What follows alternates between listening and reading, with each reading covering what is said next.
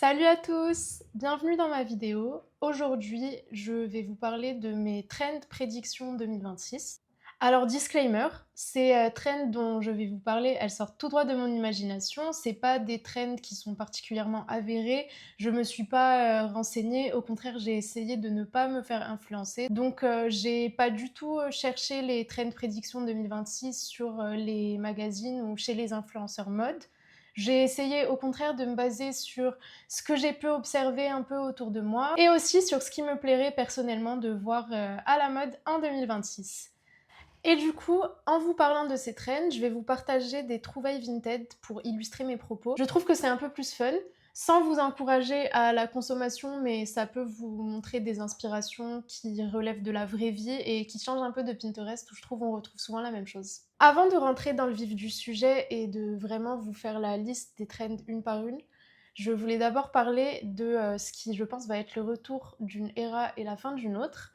La mode étant un éternel recommencement, c'est normal que on a eu le retour des années 90, on a eu le retour des années 2000 et je pense qu'en 2026, on va avoir le retour des années 2010. Ce que je veux dire par là, c'est que on va avoir une fin du minimalisme, de la clean girl era, que ça soit dans le make-up, dans les cheveux ou dans les vêtements, et qu'on va avoir une phase un peu comme en 2010, une partie qui est un peu plus noire, un peu grunge, un peu Tumblr, et une autre partie beaucoup plus fun, colorée. Je pense que la mode de 2010 va vraiment revenir, et avec elle, des choses qui sont plus messy, moins bien rangées, et un retour par la même occasion du fun. Comme pour les défilés de mode, j'ai divisé cette vidéo en deux saisons. La saison printemps-été avec son mood et la saison automne-hiver avec son mood. Évidemment et sûrement qu'il y aura des trends qui seront présentes toute l'année, mais j'ai quand même imaginé deux ambiances qui sont très distinctives entre le printemps-été et l'automne-hiver, et j'avais envie un peu de vous faire la liste de ces deux ambiances et de vous les décrire un peu comme je les imagine en lien avec ces saisons-là. On commence par le printemps-été 2026 et pour moi, le mot-clé de cette saison, ça va être les sirènes. Pourquoi les sirènes? J'ai vraiment plein de raisons qui me laissent penser que ça va être un mot-clé autour duquel on va graviter, je sais pas si ça se dit, pendant cette saison. La raison numéro une, qui est la plus anecdotique, mais que je trouve quand même fun à mentionner, c'est le film Aquamarine. Pour celles qui connaissent pas, je vous recommande vraiment d'aller le regarder. C'est un film trop fun, hyper nostalgique des années 2000, qui est sorti en 2006. Tout le monde dit 2026, ça va être le retour de 2016, j'espère. Mais je pense que 2006 aussi, ça va être une année à laquelle on va beaucoup revenir. Et le film Aquamarine étant pour moi iconique de cette année-là, je pense qu'on va retrouver pas mal d'éléments en lien avec les sirènes, que ça soit les cheveux un peu messy, un peu sortis de plage, un peu sel dans les cheveux, ou bien que ça soit les coiffures fun, les raies un peu zigzag, les accessoires de cheveux, les trucs comme ça. Et aussi les couleurs et les vêtements d'été avec des strass, avec des petites perles, avec des couleurs en mode rose, violet, bleu, vert, des trucs beaucoup plus lumineux et fun et flirty. Aussi, il me semble que cette année, ça va être l'année où la saison 3 de Euphoria va sortir. Et qui dit Euphoria dit nouvelle trend make-up hyper innovante, hyper intéressante. On a eu ça pour la saison 1 et pour la saison 2 où vraiment on a vu un renouveau du make-up avec des strass, des trends qui ont beaucoup marqué les années où ces saisons-là sont sorties. Et je pense pas que ça va faire exception pour l'année 2026 et pour la saison 3 de Euphoria. Et ce que j'imagine en termes de make-up, c'est déjà premièrement le retour des fards à paupières colorés. J'imagine du rose, du bleu, du violet, du vert. Je parle beaucoup de ces couleurs-là, mais j'imagine ces couleurs-là sur nos paupières.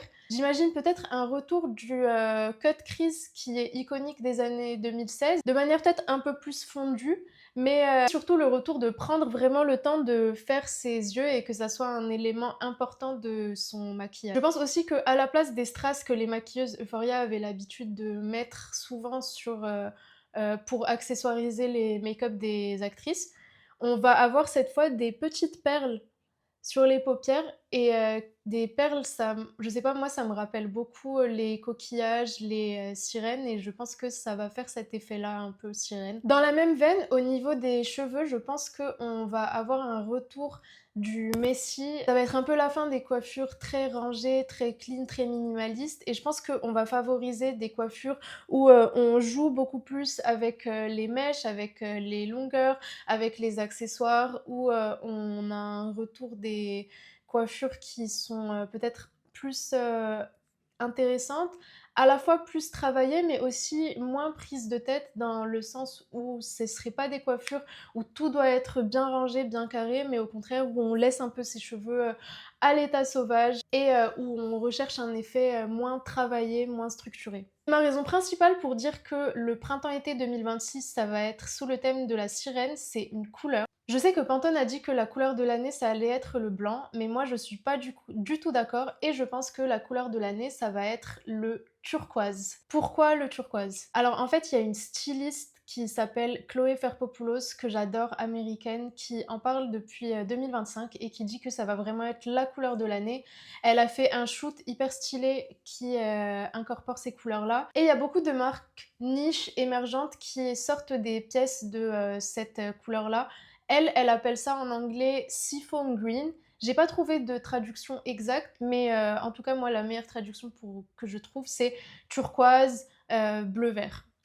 Et d'ailleurs, c'est une couleur que je commence déjà à voir autour de moi. J'ai vu Maya Adorable qui portait cette couleur-là récemment sur Instagram, Carla Gignola aussi, donc je pense pas complètement me tromper. Et je pense que c'est une couleur qui rappelle beaucoup, en tout cas moi, mes années de collège. Je sais que j'aimais trop le vernis turquoise et que souvent c'était une couleur que je voulais retrouver dans mes pièces. C'est une couleur qui, je trouve, va à tout le monde et est super jolie sur des peaux bronzées. Ça fait très été, ça rappelle, ça évoque la mer, ça évoque l'eau, ça évoque les cocotiers, les palmiers, les sirènes. Et je pense qu'on va beaucoup la retrouver au printemps-été 2026 sous différentes formes. Il y a plein de hauts sur Vinted qui rappellent d'ailleurs beaucoup les sirènes avec des strass. C'est souvent des dos nus, des petits débardeurs, des petits hauts hyper mignons. Et c'est une manière, je trouve, assez simple et pas trop prise de tête d'ajouter de la couleur à sa garde-robe juste avec un petit haut et après les bas, les chaussures qui vont avec. Ça peut être tout et n'importe quoi. Pour la partie printemps de la saison où il fait peut-être un peu moins chaud, ça peut aussi être porté là de façon hyper assumée avec ces bottes qui font un peu 70s, 60s, qui rajoutent tout de suite quelque chose à une tenue, qui peuvent être portées en dessous d'un jean ou bien avec une robe ou bien enfin de plein de manières différentes. Il y a ce cargo aussi taille basse que j'ai trouvé hyper mignon qui peut tout de suite habiller une tenue ou bien il y a plein aussi de petits cardigans, de petites vestes en turquoise, bleu, vert qui je trouve apportent une petite touche de couleur et qui sont hyper sympas et qui sont vintage. C'est une couleur qui peut aussi être portée par touche. Ça peut être par touche dans des vêtements, comme là pour ce petit haut où c'est juste les strass qui sont turquoise et bleu-vert, ou bien pour cette jupe vintage hyper cool où on a juste des toutes petites rayures assez discrètes en turquoise. Ça peut aussi être porté en accessoires. Et là, il y a mille et un choix sur Vinted, vraiment. Tous les types d'accessoires que vous pouvez imaginer. Des ceintures, des bijoux. En plus, on a souvent des bijoux qui évoquent les sirènes, la plage, des spirales ou bien des coquillages, enfin plein de trucs comme ça. Et ça peut aussi être porté en casquette ou bien en bandana ou en petit foulard autour du cou en fonction du type de tenue. Ça peut aussi être hyper sympa et il y a vraiment plein de choix sur Vinted. Prochaine trend printemps-été 2026 selon moi, c'est une paire de talons. Enfin, un type de chaussure en fait. Et c'est assez spécifique, vous allez voir, mais en gros, c'est une version des méduses, les chaussures en plastique qu'on porte dans les plages à galets, mais à talons et un peu plus sophistiqué, mais qui garde cet esprit. En gros, ce que j'imagine, c'est un bout arrondi et des traits où on voit une partie des orteils, mais pas complètement. Je vais vous mettre des photos à l'écran pour que vous voyez un peu ce que je veux dire. Et en fait, c'est Chloé, pour sa collection été 2025, qui a sorti une paire de ballerines un peu dans cet esprit-là, pas complètement méduse, mais qui m'y fait penser quand même. Je vous mets une photo. Et qui a sorti une autre paire de talons, je sais pas de quand elle date, mais qui me font penser à ça aussi. Et sur Pinterest, j'ai vu ça passer un tout petit peu et je trouve que c'est hyper beau comme paire de talons. Et j'ai trouvé des paires un peu ressemblantes sur Vinted. Alors, c'est juste apparu sur mon feed, donc je saurais pas quoi écrire pour trouver des paires similaires, mais en tout cas, voilà ce que j'ai trouvé. On passe maintenant à la partie automne-hiver 2026 et pour cette partie de l'année, je pense qu'en automne et en hiver, on va avoir un retour des modes un peu Tumblr, un peu Indie Sleaze, un peu Arctic Monkeys, un peu fanfic Harry Styles qui porte les jeans skinny noirs avec une petite déchirure au genou. Enfin, cette ère-là qui fait penser à 2016 et aussi à 2010. Un peu rock, un peu grunge. Et cette era-là, moi, je pense qu'elle va totalement avec un style de vêtement où on va laisser un peu de côté le baggy, sans forcément arrêter d'en porter. Je pense que on s'est trop habitué au jean baggy et au confort que ça apporte et au style un peu street style pour laisser ça de côté, mais je pense qu'on va avoir un retour des vêtements qui sont un peu plus près du corps, un peu plus sexy. Je sais que moi, c'est beaucoup une envie que j'ai eue en ce moment, alors que j'ai été une grande adepte du baggy, et je pense du coup qu'on va avoir un grand retour du jean slim. Qui l'aurait cru? Sûrement pas moi. Mais je pense que on va avoir ce retour-là du jean qui est plus près du corps. Je pense pas qu'on va non plus revenir au skinny où vraiment le jean c'est une seconde peau, limite un legging, ce style-là.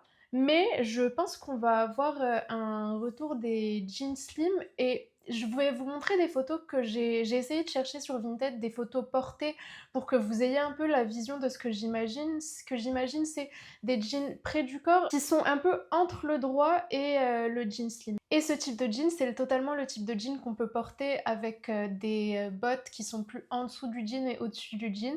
Et je pense que c'est un peu ça qui nous manque aujourd'hui et qu'on va retrouver beaucoup dans la manière de porter le jean slim en 2026. Dans la continuité des vêtements pris du corps et qui mettent un peu en valeur, je pense qu'on va sortir un peu des cols ronds, des cols hauts et qu'il va y avoir un grand retour des bigs décolletés plongeants et notamment des cols en V. Je commence déjà à voir des bigs décolletés et le retour des fortes poitrines. Non pas qu'il faille avoir une forte poitrine pour porter des bigs décolletés plongeants. Moi je viens d'en commander un sur Vinted de chez Intimissimi que j'aime trop, je vous montre ici. Ce que j'aime beaucoup c'est que le V il est un peu asymétrique et que le reste du pull il est pas non plus totalement moulant au niveau du torse et des bras et donc ça amène un peu plus de structure, j'aime bien.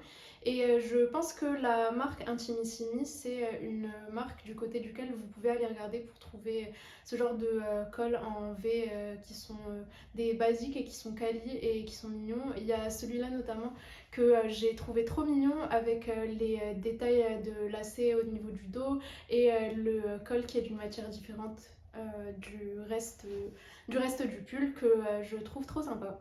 Ce qui m'amène à la prochaine trend qui est les détails avec des lacets.